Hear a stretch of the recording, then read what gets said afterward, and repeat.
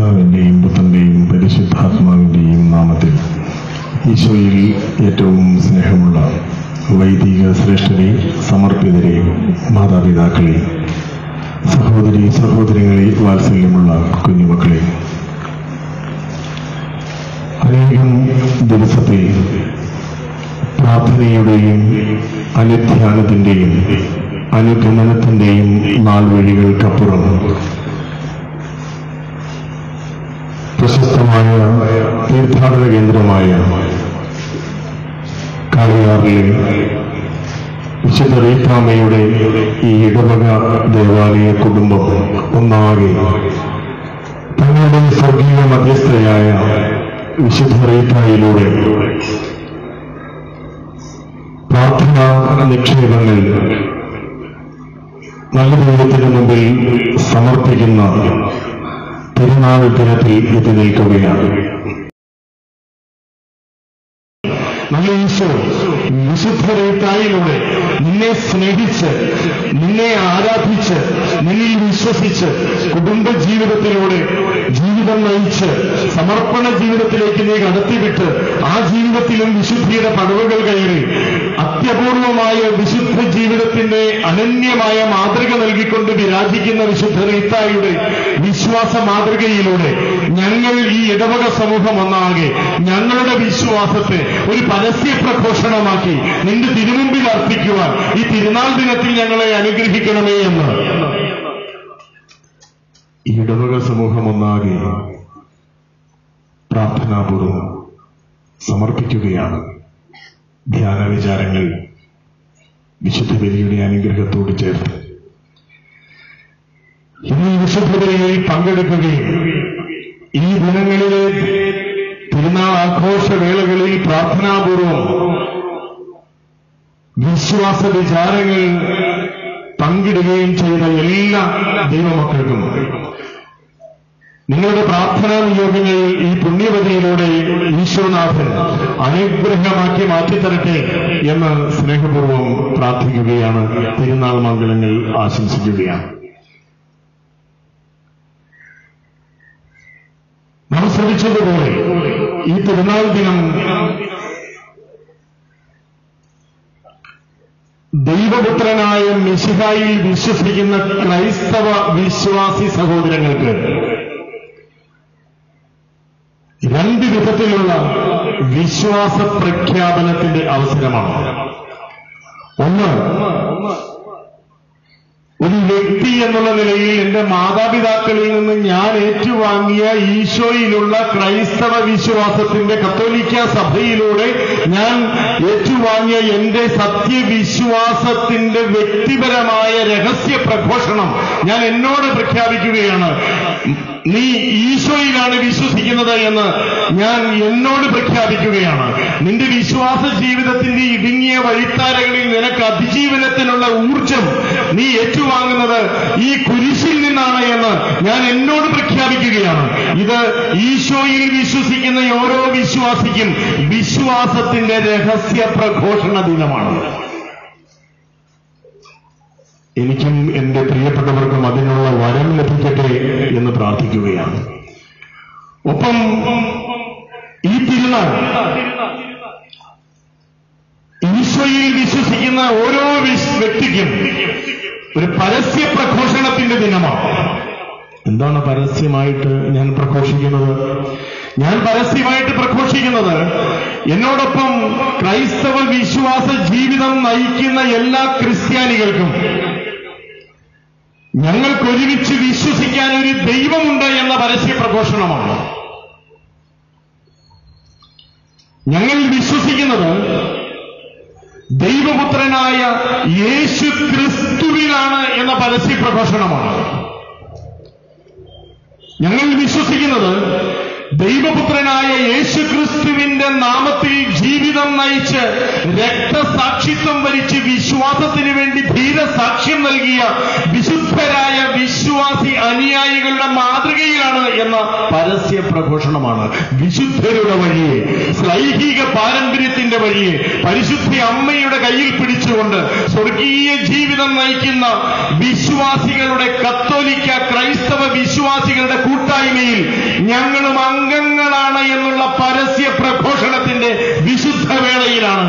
എന്റെ പ്രിയപ്പെട്ടവർ പങ്കുചേരുന്നത്. ഇത് വിശ്വാസത്തിന്റെ പരസ്യ പ്രഘോഷണ വേളയാണ്.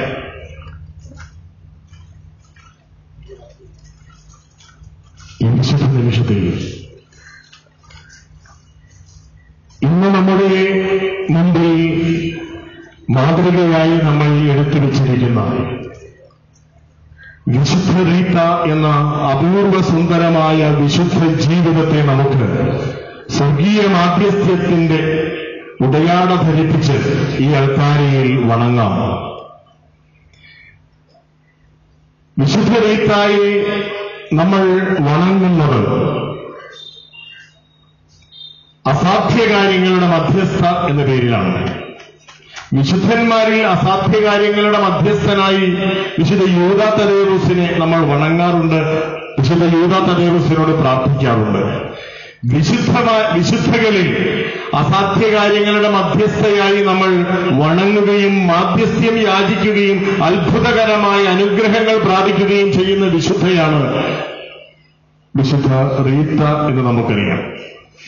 ഈ കഴിഞ്ഞ ദിനങ്ങളിലെ പെരുന്നാൾ വേളകളിൽ വചന സന്ദേശങ്ങളിൽ എങ്ങനെയാണ് അസാധ്യകാര്യങ്ങളുടെ മധ്യസ്ഥയായ വിശുദ്ധ റീത്തായിലൂടെ ഈശോയിൽ കൂടുതൽ അടിയുറച്ച് വിശ്വസിച്ച് വിശ്വാസ ജീവിതം നയിക്കുന്നത് എന്നതിനെപ്പറ്റി നിരവധി വചന സന്ദേശങ്ങൾ വളരെ പ്രഗത്ഭരായ വരം ലഭിച്ച വചന പ്രഘോഷകരിലൂടെ എന്റെ പ്രിയപ്പെട്ടവർക്ക് കേൾക്കുവാനുള്ള അനുഗ്രഹം തമ്പുരാൻ തന്നു. ഇന്ന് ഈ പെരുന്നാളിന്റെ സമാപന ദിനത്തിൽ ഒരു ക്രൈസ്തവ വിശ്വാസി എന്ന നിലയിൽ, ഒരു കത്തോലിക്ക വിശ്വാസി എന്ന നിലയിൽ, കത്തോലിക്ക സഭാംഗം എന്ന നിലയിൽ ഇന്ന് ഞാൻ നേരിടുന്ന അസാധ്യ കാര്യങ്ങൾ എന്തൊക്കെയാണ്? ഏത് അസാധ്യ കാര്യത്തിന് വേണ്ടിയാണ് ഞാൻ ഇന്ന് ഈ പുണ്യവതിയോട് യാചിക്കേണ്ടത്, മാധ്യസ്ഥ്യം യാചിക്കേണ്ടത്?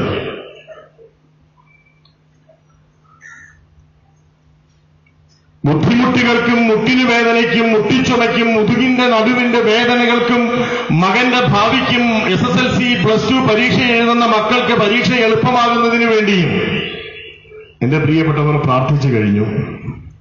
ഇല്ലേ മക്കളെ? പരീക്ഷ വരികയാണ്. റീത്താമ്മയുടെ മുമ്പിൽ ഇത്രയും പേർ തിക്കിത്തിരക്കി ഇരിക്കുന്നതിന്റെ രഹസ്യം മറ്റൊന്നുമല്ല. മക്കളൊക്കെ കൂടുതൽ പേരുണ്ട്, പല സ്ഥലങ്ങളിൽ നിന്ന് വന്നിട്ടുണ്ടെന്ന് എനിക്ക് മനസ്സിലായി. അസാധ്യ കാര്യങ്ങളുടെ മധ്യസ്ഥയായതുകൊണ്ട് അമ്മയോടൊന്ന് മുട്ടിയാൽ അങ്ങ് കിട്ടും എന്ന വിശ്വാസം കൊണ്ട് തന്നെയാണ്. നല്ലതാണ്. ആ വിശ്വാസം എന്റെ പ്രിയപ്പെട്ടവർക്ക് ആശ്വാസവും രക്ഷയുമായി മാറട്ടെ എന്ന് പ്രാർത്ഥിച്ചുകൊണ്ട് ഇന്ന് സഭ അഭിമുഖീകരിക്കുന്ന അസാധ്യ കാര്യങ്ങൾ എന്ത്, ഒരു വിശ്വാസി ഇന്ന് അഭിമുഖീകരിക്കുന്ന ഈ അസാധ്യ കാര്യങ്ങൾ എന്ത് എന്ന് അല്പസമയം ധ്യാനപൂർവം നമുക്ക് ഒന്ന് വിചിന്തനം നടത്തി നോക്കാം.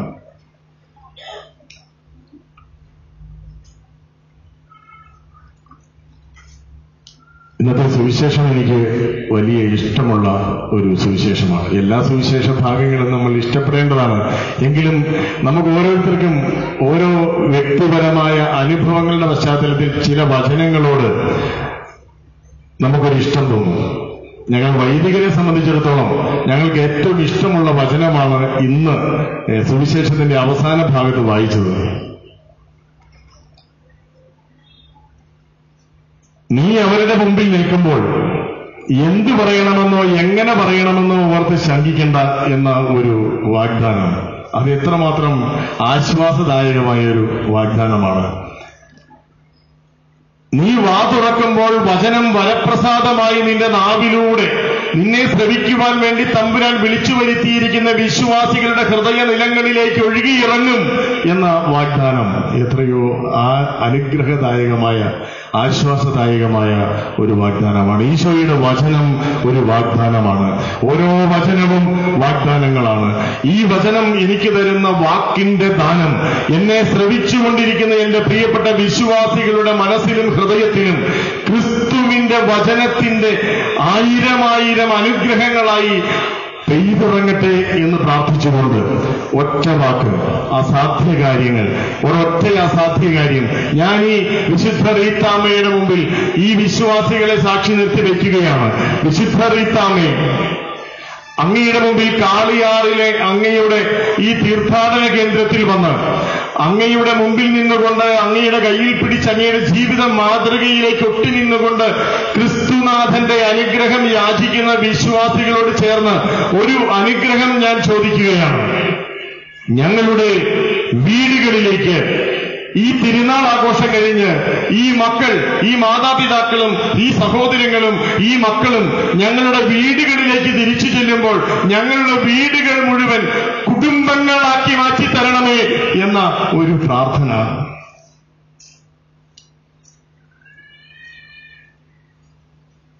ഇവിടെ ഇരിക്കുന്നവരിൽ വീടില്ലാത്തവർ അപൂർവമായിരിക്കും, വളരെ വളരെ അപൂർവമായിരിക്കും. വലിപ്പച്ചെറുപ്പങ്ങളുണ്ടാവാം വീടിന്, പക്ഷെ വീടുണ്ട് അല്ലേ? വീട്ടിൽ നിന്നല്ലേ മക്കൾ വന്നത്? അല്ലേ മക്കളെ? ഇല്ലടാ, വീട്ടിൽ നിന്നല്ലേ വന്നത് അല്ലേ? തിരിച്ചെങ്ങോട്ടാ ചെല്ലുന്നത്? വീട്ടിലോട്ട് തന്നെയല്ലേ? അപ്പൊ അതിനകത്ത് സംശയമൊന്നുമില്ല. അപ്പൊ വീട്ടിൽ നിന്ന് വന്ന മക്കൾ വീട്ടിലേക്ക് തന്നെയാണ് തിരിച്ചു ചെല്ലുന്നത്. എനിക്ക് എന്റെ കുഞ്ഞുമക്കളോട് പറയാനുള്ളത്, എന്റെ മക്കൾ തിരിച്ചു ചെല്ലുമ്പോൾ നിങ്ങളുടെ വീടിടിഞ്ഞു വീണാലും ഞാൻ സങ്കടപ്പെടില്ല. ആ 1-2 പയ്യന്റെ മുഖം പാടി, ദൈവമേ ഇനി അച്ഛൻ അൾത്താരെ നിന്നാ വിളിച്ചു പറയുന്നത് ഇടിഞ്ഞു വല്ല വീഴുവോ എന്നുള്ള ടെൻഷനാണ് എന്റെ കുഞ്ഞിന്റെ മുഖത്ത്. അങ്ങനെ നിരവധി വീടുകൾ ഇടിഞ്ഞു വീണതിന്റെ ഒടിവ് നൂരാത്ത ഓർമ്മകളുമായിട്ടാണ് പ്രിയപ്പെട്ടവരെ നമ്മൾ ഈ പ്രളയകാലം കഴിഞ്ഞിട്ട് ഈ തിരുനാൾ ആഘോഷിക്കുന്നത്. കഴിഞ്ഞ വർഷത്തെ തിരുനാളിൽ റീത്താമ്മയുടെ മുമ്പിൽ വന്ന പലരും ഇന്ന് മണ്ണിനടിയിലും വെള്ളത്തിനടിയിലുമൊക്കെയായി പോയി കഴിഞ്ഞിരിക്കുന്നു. വീടുകൾ ഇടിഞ്ഞു വീഴാനുള്ളതാണ്. വീടുകൾ ഇടിഞ്ഞു വീഴട്ടെ.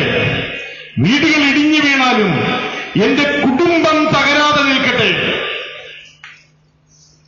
ഇന്ന് ഈ വർത്തമാനകാലത്തിൽ ക്രൈസ്തവ സമൂഹം മാത്രമല്ല, കുടുംബജീവിതത്തിന്റെ ദൈവവിളി സ്വീകരിച്ചിരിക്കുന്ന ജാതിമത വ്യത്യാസമില്ലാതെ നാനാജാതി മതസ്ഥരായ മനുഷ്യ സഹോദരങ്ങൾ അഭിമുഖീകരിക്കുന്ന ഒന്നാമത്തെ അസാധ്യത, അത് വീടിനെ കുടുംബമാക്കാനുള്ള യുദ്ധമാണ്.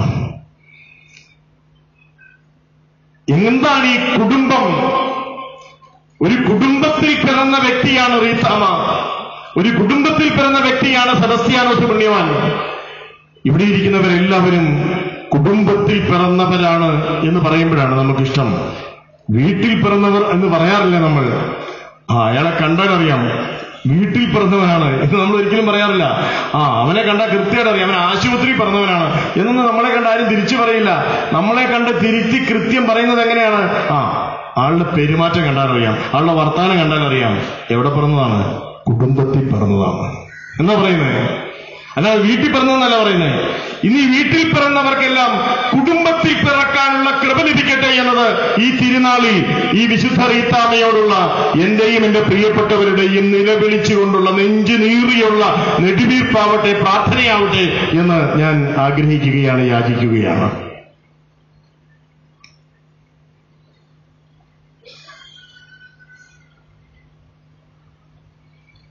ഒരു ഇടിഞ്ഞു വീഴാറായ വീടിനുള്ളിൽ പൊടിഞ്ഞു വീഴാറായ ഒരു കുടുംബത്തെ ഈ അടുത്തയിടെ കാണാനിടയായി. 1 വർഷം മുമ്പാണ് തൊടുപുഴ സിവിൽ സ്റ്റേഷന്റെ മുമ്പിൽ ഇടുക്കി ജില്ലയിലെ 15ഓളം വരുന്ന സ്പെഷ്യൽ സ്കൂളുകളിൽ നിന്ന് ബുദ്ധിവികാസം പ്രാപിക്കാത്ത മക്കൾക്ക് വേണ്ടി സേവനമർപ്പിക്കുന്ന, മക്കളെ പരിശീലിപ്പിക്കുന്ന സ്പെഷ്യൽ സ്കൂളുകളിൽ നിന്ന് അധ്യാപകരും മാതാപിതാക്കളും അനധ്യാപകരും മാനേജ്മെന്റ് പ്രതിനിധികളും നടക്കാൻ ശേഷിയുള്ള മാനസിക വെല്ലുവിളി നേരിടുന്ന മക്കളും കൂടി സിവിൽ സ്റ്റേഷന് മുമ്പിൽ ജില്ലാ കേന്ദ്രത്തിൽ വന്നു നിന്ന് സമരം നടത്തുകയാണ്. അങ്ങനെ ഞങ്ങൾ കേരളത്തിലെ എല്ലാ ജില്ലാ കേന്ദ്രങ്ങളിലും കഴിഞ്ഞ വർഷം സമരം നടത്തി, ഈ വർഷവും സമരം നടത്തി. സമരം നടത്തുന്നത് മറ്റൊന്നിനു വേണ്ടിയല്ല, ഈ തനിച്ച് ജീവിക്കാൻ ശേഷിയില്ലാത്ത തന്റെ സ്വന്തം ജീവിത അവകാശം എന്ത്, വ്യക്തിത്വത്തിന്റെ അവകാശം എന്ത്, ഭരണഘടന ഒരു പൗരന് നൽകുന്ന അവകാശം എന്ത് എന്ന് തിരിച്ചറിയാൻ പറ്റാതെ ജീവിതം നയിക്കുന്ന, മാനസിക വെല്ലുവിളി നേരിടുന്ന മക്കൾക്ക് അവരുടെ ഭരണഘടനാ അവകാശം തിരിച്ചു നൽകുക, ജീവിക്കാനുള്ള സാഹചര്യം ഒരുക്കി കൊടുക്കുക എന്ന് ഭരണ സംവിധാനങ്ങളോട് അലമുറയിട്ട് പറയാൻ വേണ്ടിയാണ് ഞങ്ങൾ ഒരുമിച്ച് അവിടെ കൂടിയിരിക്കുന്നത്. ആ വേളയിൽ ആ റോഡിൽ നിന്ന് ഈ സ്പെഷ്യൽ ഒളിമ്പിക്സിന്റെ ഈ മക്കളുടെ കായിക വിഭാഗത്തിന്റെ സംസ്ഥാന ഡയറക്ടർ എന്നുള്ള നിലയിൽ ഞാൻ സംസാരിച്ചുകൊണ്ടിരിക്കുന്ന സമയത്ത് ഒരു അപ്പൻ എന്റെ അടുത്തേക്ക് കടന്നു വന്നു. ഞാൻ അപ്പൻ എന്ന് എന്റെ ഭാഷയിലാണ് പറഞ്ഞത്. അപ്പനെന്നല്ല അദ്ദേഹത്തിന്റെ മക്കൾ വിളിക്കുന്നത് എന്ന് അദ്ദേഹത്തിന്റെ വേഷവിധാനം തെളിയിക്കുന്നുണ്ട്. കൃത്യമായി അടയാളപ്പെടുത്തിയ മറ്റൊരു മതവിഭാഗത്തിന്റെ ചിഹ്നങ്ങൾ ധരിച്ച ഒരു അപ്പൻ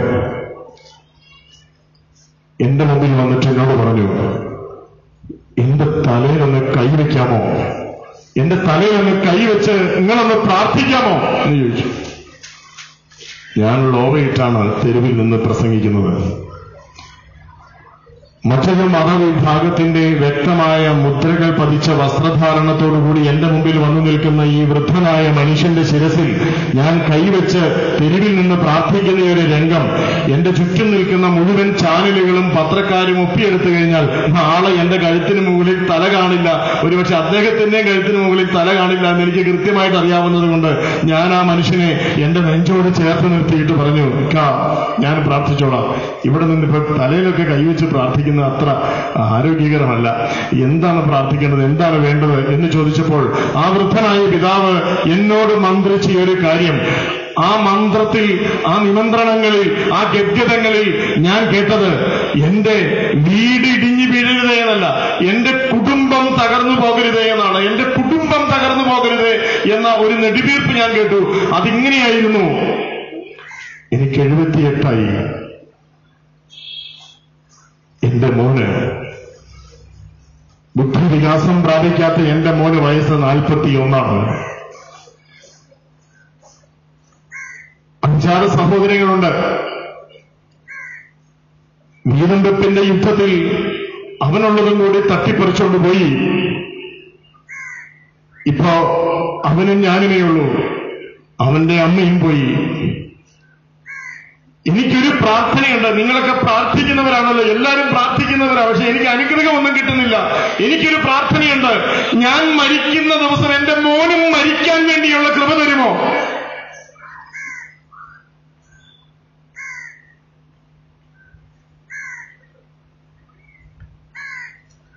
ഞാൻ മരിക്കുന്ന ദിനത്തിൽ എന്റെ മകനും എന്നോടൊപ്പം മരിക്കാൻ കൊതിക്കുന്ന ഒരപ്പൻ, മതമേതെങ്കിലും ആവട്ടെ, അപ്പനാണ്, അച്ഛനാണ്, ബാപ്പയാണ്. നിലവിളി എന്തിനു വേണ്ടിയാണ്? നിലവിളി എന്റെ കുടുംബം തകരരുത് എന്നതാണ് നിലവിളി. ഒരു കുടുംബത്തിന് വേണ്ടി ജീവിതം മുഴുവൻ ഇങ്ങനെ നിലവിളിച്ച് തീർത്ത ഒരു വിശുദ്ധനായ വ്യക്തിയാണ് അദ്ദേഹം എന്ന് ഞാൻ മനസ്സിലാക്കി. അദ്ദേഹത്തിന്റെ നെറുകയിൽ തൊട്ട് ഞാൻ എന്നെ നെഞ്ചിൽ വെച്ചു. അനുഗ്രഹം ഞാൻ യാചിക്കുകയായിരുന്നു. വിശുദ്ധിയോടെ ജീവിച്ച ഒരു അച്ഛന്റെ, ഒരു അപ്പന്റെ, ഒരു ബാപ്പയുടെ അനുഗ്രഹം യാചിക്കുകയായിരുന്നു. കുടുംബം തകരരുത് എന്ന് കൊതിച്ച്